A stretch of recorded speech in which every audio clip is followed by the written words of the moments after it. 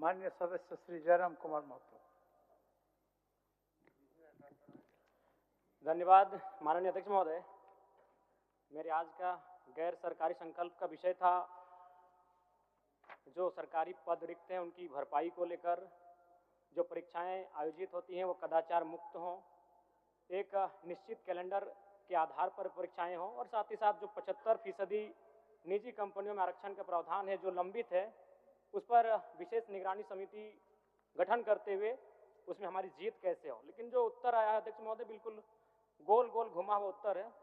शायद अगर आप भी पढ़ेंगे तो इस उत्तर को समझ नहीं पाएंगे। महोदय लगभग 3 लाख सरकारी पद रिक्त हैं और विगत 6 वर्षों में 20 से 30 हजार के करीब नियुक्ति हुई है, मतलब 8 से 10%। अगर इस गति से नियुक्ति हुई तो इन पदों को भरने में लगभग 15 से 17 वर्ष लगेंगे। इसलिए सरकार एक विशेष अभियान चलाकर इन पदों की नियुक्ति अविलंब करे। मैंने अपने पहले बजट सत्र में 10 तारीख तीसरा महीना 2025 को एक प्रश्न किया था जिसमें मुझे जवाब मिला था कि पुलिस कर्मी के 23,645 पद रिक्त हैं। अध्यक्ष महोदय आज भी वह मामला प्रक्रियाधीन है। मैंने वह सवाल पुनः मानसून सत्र में भी पूछा 4 तारीख 8वां महीना 2025 को, उस समय भी उत्तर आया प्रक्रियाधीन है। तो अध्यक्ष महोदय मैं ये जानना चाहता हूं कि आखिर ये को प्रक्रियाधीन क्या है, ये विचाराधीन क्या है। जब भी कोई गंभीर सवाल हो, जब भी कोई गंभीर सवाल हम लोग लाने का प्रयास करते हैं, विभाग का उत्तर होता है प्रक्रियाधीन है।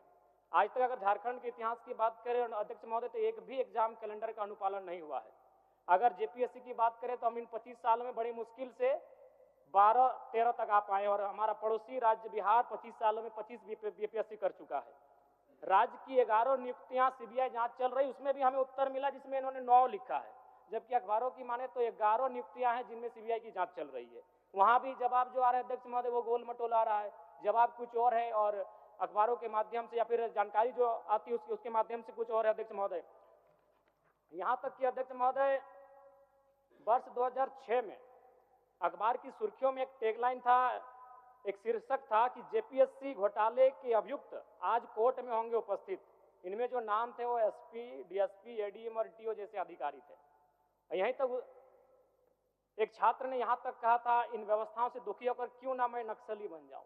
इसलिए आज मैं स्पष्ट उत्तर चाहता हूं और चूंकि माननीय वित्त मंत्री उनका एक बयान भी था कि हम लोग 4 वर्षों में जो भी लंबित हैं, जो भी पद रिक्त हैं उनकी भरपाई कर लेंगे और बिल्कुल मैं उनका उस आश्वासन का भी आदर करता हूं। लेकिन आज मैं आज स्पष्ट उत्तर चाहता हूं मंत्री महोदय से, जो भी मेरा उत्तर देंगे कि जो पद रिक्त है लगभग 2,87,000 हैं, उनकी भरपाई कब तक हो जाएगी। माननीय मंत्री जी। अध्यक्ष महोदय हम लोग ने बड़ी स्पष्ट जवाब दिया है माननीय सदस्य का विस्तार के संदर्भ। 24/12/2021 को झारखंड के निजी क्षेत्र में स्थानीय उम्मीदवारों को नियोजन अधिनियम 2021 प्रचारित किया गया है, जिसके माध्यम से झारखंड राज्य में नियोक्ता द्वारा निजी क्षेत्र में स्थानीय उम्मीदवारों को 50% आरक्षण देने का मामला। लेकिन WP 56/88/2024 के मामले में माननीय उच्च न्यायालय रांची द्वारा दिनांक 11/12/24 को पारित न्यायाधीश की खंडिका 6 द्वारा तत्काल रोक लगा दिया गया, जो अभिभावक के माध्यम से उन्होंने पूछा है सरकार पर। और वित्त विभाग के पत्रांक के द्वारा 4/12/25 द्वारा वित्त विभाग के COBT पोर्टल के उपलब्ध ये फाइनेंशियल 25-26 के अनुसार वर्तमान राज्य में अधिकारी कर्मचारियों का नामांकित कुल संख्या 3,49,406 तथा उसके विरुद्ध कार्यरत बल कुल 188,520 संसूचित है। जितना वो आंकड़ा बता रहे हैं माननीय अध्यक्ष महोदय उससे कम है। हाँ, रिक्तियां हैं, इस बात को हम लोग स्वीकार करते हैं। राज्य में सरकारी नियुक्तियों के विरुद्ध 9 नियुक्तियों में सीबीआई जांच चल रही है, जैसे इन्होंने लगाया कि 11 नियुक्तियों में।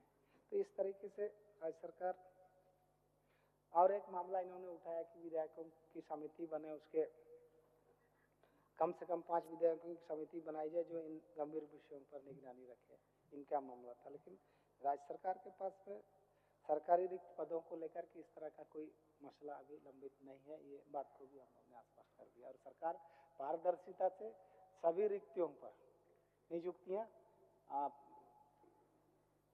करा रही है और नियुक्तियां बांट भी रही है। अभी हाल के दिनों में भी 10,000 के लगभग नियुक्तियों के लिए बांटा गया और भी प्रक्रियाधीन अभी सीजीएल वाला भी परीक्षा प्रकाशित करने का कोर्ट ने निर्देशित किया, उसमें भी बहुत लोगों को होगा। इस तरीके से अन्य रिक्तियों को भरने के लिए सरकार प्रयासरत है और हम लोग चाहते हैं कि एक साल के अंदर में 26,000 से अधिक नियुक्तियां सरकार ने की है, आने वाला दिन में करेगी। हम विश्वास दिलाते हैं माननीय सदस्य को कि पारदर्शिता से सरकार काम करेगी और उन मसलों को सरकार गंभीरता से लेगी। माननीय सदस्य इस चीज़ों को उठाने का प्रयास, माननीय सदस्य से मेरा आग्रह होगा कि अपनी अविस्तार को वापस। अध्यक्ष महोदय, मंत्री महोदय ने भी केवल जो विभाग से उनको उत्तर मिला उसे पढ़ के सुना दिया। अगर आप कहें तो हम भी पढ़ के सुना सकते हैं कि 11 कौन सी नियुक्तियां हैं जिनमें जांच हो रही है, जांच एजेंसियों की निगरानी में है। वो उत्तर उनको लिख के दिया गया है 9, वो भी बोल रहे हैं 9। और ठीक है, उन्होंने कहा कि एक वर्षों में जो 25 से 30,000 की नियुक्तियां का जो मामला है वो आश्वासन दें कि उनकी भरपाई एक वर्षों में हो जाएगी। वो कहें कि वो आश्वासन दे रहे हैं कि एक वर्ष में, यानी आज की तारीख से ठीक आज की तारीख तक 25 से 30,000 पदों की भरपाई होगी। मंत्री महोदय आश्वासन दें। माननीय मंत्री जी, हमने कहा कि विगत से अभी तक एक साल के अंदर में 26,000 के लगभग नियुक्ति हुई है, चाहे सरकारी या गैर सरकारी क्षेत्रों में, मैंने ये कहा है। और अन्य रिक्तियों पर भी गंभीरता से सरकार नियुक्तियां करेगी, हर प्रक्रिया इसको पारदर्शिता से करेगी, यही मैं बताना चाह रहा हूं। अध्यक्ष महोदय, नहीं, सवाल अभी खत्म नहीं हुआ। अध्यक्ष महोदय, मेरा इसमें और एक था कि राज्य सरकार ने 2022 में एक जो नियम निर्धारण किया था कि निजी क्षेत्रों में भी 75% आरक्षण की व्यवस्था की जाएगी, और लगभग 2 सालों तक वो व्यवस्था रही। फिर 2024 में दिसंबर के महीने में हाईकोर्ट का एक सुनवाई होती है हाईकोर्ट के माध्यम से, और उस नियम पर रोक लगा दिया जाता है। तो मेरा कहना यह है कि आज लगभग साल भर बीत जाएंगे, दिसंबर का महीना है, हम लोग दिसंबर के महीने में फिर आ चुके हैं, 1 साल होने को है। तो सरकार कितनी गंभीर है? बार बार तो कह रहे हैं मंत्री महोदय की सरकार गंभीर है, सरकार गंभीर है। तो सरकार कितनी गंभीर है कि 1 वर्ष होने के बाद भी उस पर हमारी कोई पहल नहीं? अध्यक्ष महोदय, आप भी जानते हैं कि इस राज्य की परिस्थिति क्या है। 2002 में हमारे साथ क्या हुआ, स्थानीय नीति की बात को लेकर मामला हाईकोर्ट में गया। हमारी राज्य की सरकार, हमारी विधायिका गंभीर नहीं होने के कारण आज उसकी दुर्दशा आज भी राज्य के युवा भुगत रहे हैं, आज भी राज्य के निवासी भुगत रहे हैं। तो हम चाहते हैं कि अधिकारियों के भरोसे मंत्रीगण ना बैठे, अधिकारियों के भरोसे सरकार ना बैठे, विधायिका की जवाबदेही हो, विधायिका की जिम्मेवारी हो। और ये चूंकि 1 वर्ष बीत चुका है कि भाई मामला कोर्ट में लंबित है, तो उसके लिए सरकार क्या कर रही है, मैं माननीय मंत्री महोदय से जानना चाहता हूँ। माननीय मंत्री जी, यहाँ तक कोर्ट का मामला है माननीय अध्यक्ष महोदय, हम लोग जानते हैं कि उसमें सुनवाई होती है तो साक्ष्य के आधार पर कोई चीज़ों पर वो निर्णय करती है। कोर्ट में तो हम लोग का हस्तक्षेप नहीं है। मान लिया कोई चीज़ें गलतियाँ होती है विधायिका से या किसी भी माध्यम से, तो उसको कोर्ट में अपील के माध्यम से लोग उस पर हर पहलुओं को देखते हैं, उसके बाद इस पर होगा। कोर्ट के मामले में तो हम लोग कोई टिप्पणी नहीं कर सकते हैं, लेकिन माननीय सदस्य को मैं आश्वस्त करता हूँ कि जो भी रिक्तियाँ हैं इस राज्य के अंतर्गत विभिन्न विभागों से, उस पर नियुक्ति की प्रक्रिया सरकार तत्परता से करेगी, मैं आश्वस्त करता हूँ। माननीय सदस्य विस्तार को। अध्यक्ष महोदय, मैं मानता हूं कि कोर्ट में, न्यायालय में विधायिका का हस्तक्षेप नहीं होता है, लेकिन वो एक्टिव रहती है, एक्टिव मोड में काम करती है।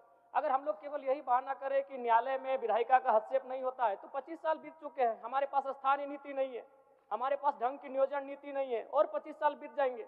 तो इस राज्य को बनाने का मकसद, आज हम लोग वीर शिबू सोरेन आज हमारे बीच नहीं रहे, उनको हम लोग दिल से श्रद्धांजलि दिए, लेकिन केवल श्रद्धांजलि देने से नहीं होगा। उनका सपना क्या था, उनका विचार क्या था, वो तभी साकार हो जाएगा, इस राज्य के लिए नीति बनेगी। तो अगर केवल हम लोग ये कह दें कि न्यायालय, सही बात है, न्यायालय में हमारा हस्तक्षेप नहीं होता है, लेकिन यह तो करना होगा कि आप एक समिति बना दिए मंत्री के नेतृत्व में, उसमें विभिन्न दलों के विधायकों को समिति में रखें और एक निगरानी बनाकर आप उसको ध्यान में रखेंगे कि भाई इस नीति को, ये जो लंबित है मामला कोर्ट में, उसका जल्द से जल्द सुनवाई हो सके। महोदय, इस पर मैं इसलिए गंभीर हूं, और मैं व्यक्तिगत रूप से इसलिए गंभीर हूं क्योंकि मैं जिस विधानसभा से आता हूं, मैंने आपको उस दिन भी कहा था अध्यक्ष महोदय कि विगत 1 महीना 1.5 महीना में मेरे विधानसभा से लगभग 15-16 नौजवान विदेशों से, प्रदेशों से डेथ होकर आए हैं। और विजय कुमार, उनकी तो डेथ बॉडी आज भी नहीं है, क्योंकि ये विधानसभा का प्रोटोकॉल नहीं है वीडियो ऑडियो को दिखाना। अगर आप सुनेंगे तो आप भी रो देंगे अध्यक्ष महोदय। जब उसको गोली लगी सऊदी अरबिया में, उस व्यक्ति ने मरते मरते अपनी पत्नी को व्हाट्सएप में वॉइस नोट किया कि मैया के मैया हम नाय बचबो, हमरा गोली लाग गेलो, पानियो नहीं मिलल, हम 1 घंटा से यहाँ रोडवा में पड़ल लियो, अपन फोटोवा भेज रही खींच के, एटे देख लिए हमारे एटे आखिरी फोटो लगो। ये दुर्दशा है। इसलिए केवल प्रक्रियाधीन है, विचाराधीन है, इस बात को लेकर कौन संतुष्ट होगा अध्यक्ष महोदय? एक नहीं। और अगर मैं भगोदर को जोड़ लूं, बिशुनगढ़ को जोड़ लूं, बरकट्टा को जोड़ लूं, पीरटाड़ को जोड़ लूं, टुंडी तोपचाची को जोड़ लूं, अगर गोमिया को जोड़ लूं, तो लगभग मैंने डेटा निकाले अध्यक्ष महोदय, 70-74 नौजवानों का डेथ विदेशों में और अन्य राज्यों में क्यों हुआ? वो रोजगार की तलाश में गए थे, वो अधिकारी बनने नहीं गए थे, वो इंजीनियर, डॉक्टर, वकील बनने नहीं गए थे, वो मजदूर बनने गए थे, और मजदूर बनने के क्रम में वहां वो मर जाते हैं। ये हमारे राज्य का दुर्भाग्य है। इसीलिए मैं चाहता हूं कि इन मुद्दों पर राज्य सरकार गंभीर रहे, इसीलिए मैं चाहता हूं कि इन मुद्दों पर माननीय मंत्री गंभीर रहे और एक समिति का निर्माण करे और बिल्कुल वो निगरानी में रखे। न्यायपालिका अलग होती है, विधायिका अलग होती है, लेकिन वो निगरानी रख सकती है। इसलिए मैं आग्रह करता हूं कि वो आश्वस्त करे कि ये जो मामला कोर्ट में लंबित है उसमें राज्य सरकार गंभीर होकर उसको निगरानी में रखेगी। जयराम जी, इसी सुझाव के साथ अपना अभिस्ताव वापस लिए। तो आप जो सुझाव दिए माननीय मंत्री जी को, वो तो ग्रहण किए। इसी के साथ माननीय मंत्री जी कह दे अपने पुनः एक बार आश्वासन। अच्छा, एक बार बोल दीजिए माननीय मंत्री जी, अध्यक्ष महोदय एक बार बोल दीजिए। माननीय सदस्य ने जिन सूचनाओं को सदन के सामने अभिस्ताव के माध्यम से रखा है, सरकार ग्रहण करती है और इस पर आने वाला दिन में निश्चित कार्रवाई। ठीक है ठीक है अध्यक्ष महोदय, मैं इस विश्वास के साथ कि जितने भी रिक्त पद हैं उनकी भरपाई ससमय होगी, जो भी कैलेंडर सरकार के द्वारा निर्धारित किए जाएंगे उनका अनुपालन होगा, जो लोग अगर परीक्षाओं में कदाचार होता है और जो दोषी होते हैं उन पर कार्रवाई होगी, और साथ ही साथ जो 75% निजी कंपनियों में भी आरक्षण का मसला है उस पर सरकार गंभीरता पूर्वक निगरानी करते हुए उसमें हमारी जीत कैसे हो, और 2002 में हमारे साथ जो हुआ है वो घटना, वो पुनरावृत्ति दोबारा दोहराई ना जाए, ये कार्य सरकार करेगी। मैं इसी विश्वास के साथ, इसी उम्मीद के साथ अपने अभिस्ताव प्रस्ताव को वापस लेता हूं। धन्यवाद। माननीय सदस्य श्री जनार्दन पासवान जी।